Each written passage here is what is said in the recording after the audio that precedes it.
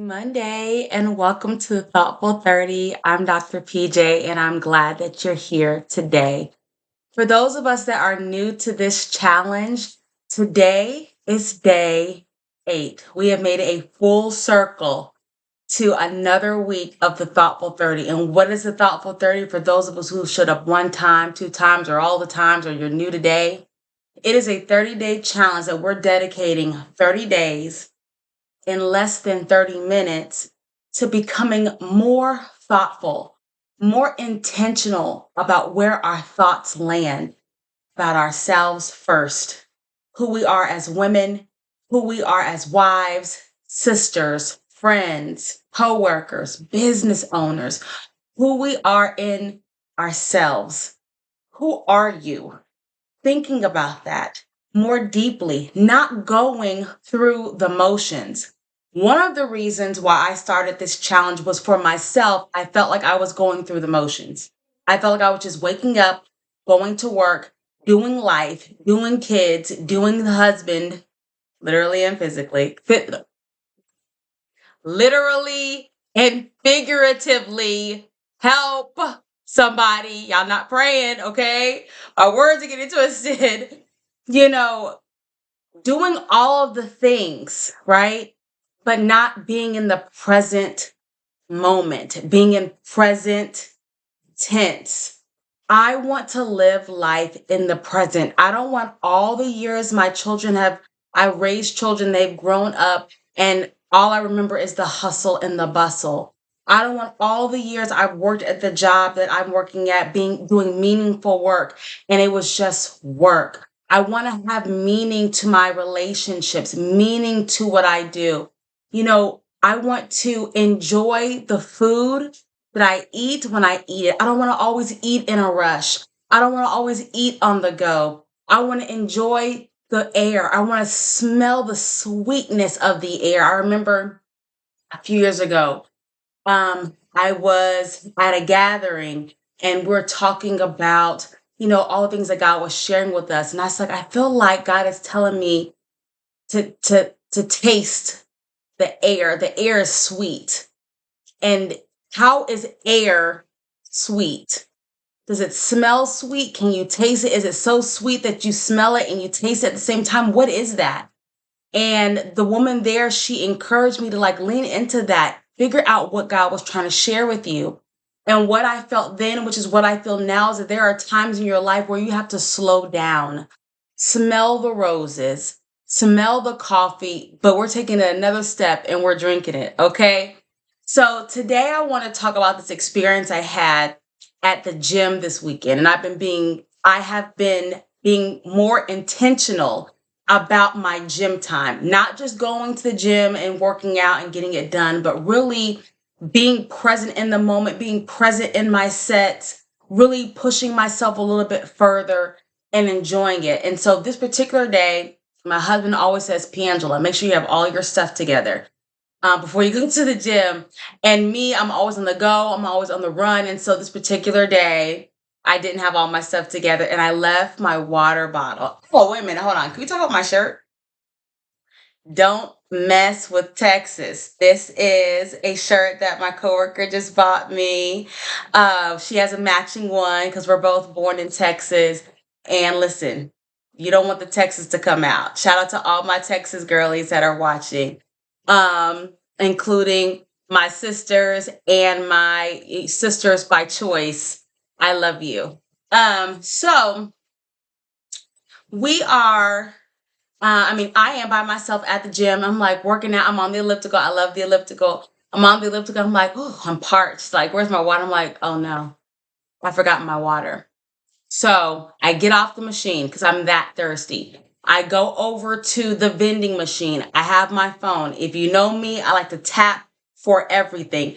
I don't like dealing with cards and, ooh, let me find that. I don't like that. Bing, bing, bing, bing, bing. I'm a tapper. I love to tap. So I have my phone, put my card on. I go to press the button for the water and I zone in on this missing button on the vending machine. Like, there's A, B, C, D, E, F, G, then there's 1, 2, 3, 4, 5, 6, 7, 8, 9. So I'm like, okay, The waters are on the D line. I'm okay, D. And then there's a 1, 2, 3, 4. The 5 is missing. 6, 7, 8, 9, 0. And I'm like, why is the 5 missing? That's random. So I'm looking at the water. I see a water. Nothing on top of those brown bins. I don't like I'm that. like, oh, I'm going to press D5. Let's see if the 5 works. Press D5. Doesn't work. Press it again. It does work, but it doesn't spit out the water. And I'm just going over and over and over again. This is so silly.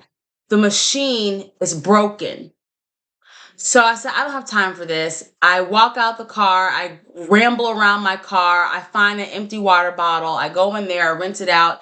And, they have like the refill stations, right? I put my water in the refill station in there. Boom. I'm like, look, I saved $3. Cool. Go on about my day. Go to the gym the next day, unprepared again, left my water bottle at home again, and get to the gym like, oh God, I did it again. Let me go back to the vending machine. This time, for the first time, I realized I was drawn to the broken button, and I was trying to make the broken button work. And I just kept, yesterday was trying to make the broken button work for me, not really accepting the fact that it was broken, just try to go get water from another D line.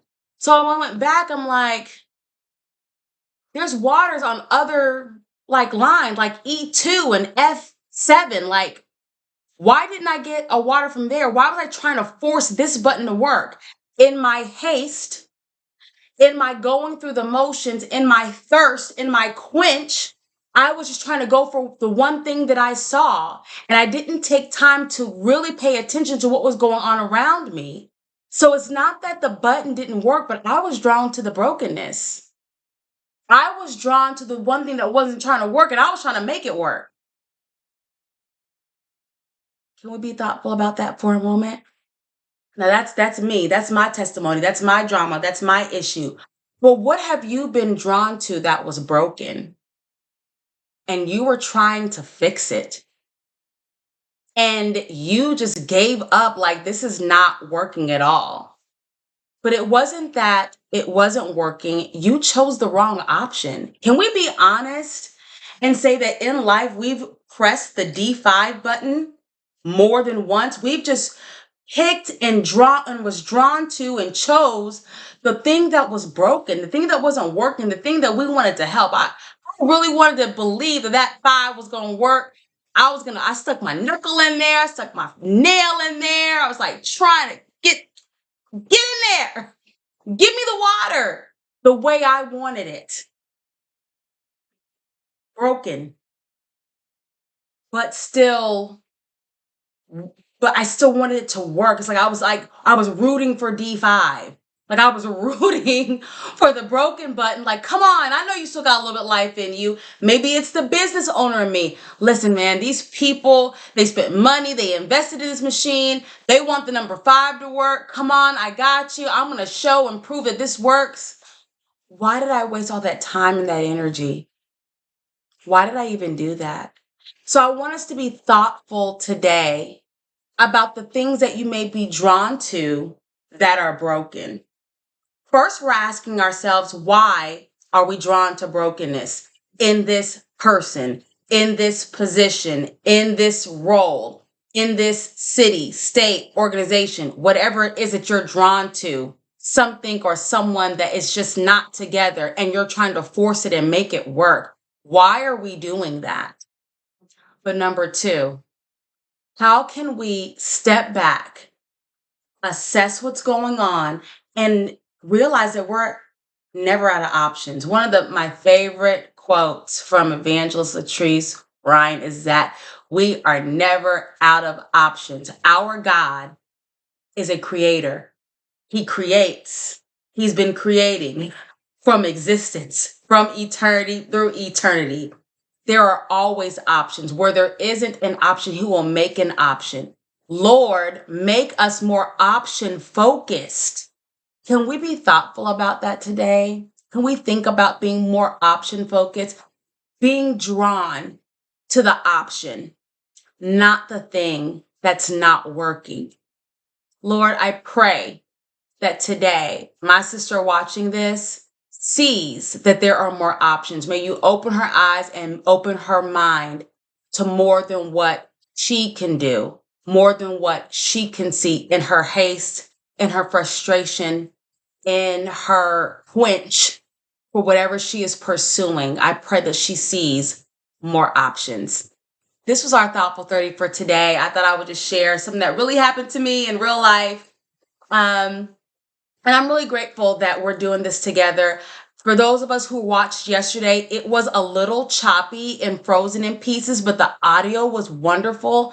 And I would love for you to go back if you're listening to this as a podcast and listen to it, because it was very thought provoking about where you're dropping your intentions in your relationships that are important to you. I shared something about my sons and my daughters yesterday that was just a real and a raw moment. I'd love for you to go back and watch it if you haven't watched it. Anyways, God bless you. I really appreciate you guys. Make sure you stay tuned. Make sure you're joining the challenge. If you've not joined the Thoughtful 30 challenge, where you're getting all the emails and the text messages and the encouragement and the journal prompts, you need to do that. So text the word thoughtful to the number 470-839-5915 so you can get in the Thoughtful 30 tribe. See you tomorrow. Bye.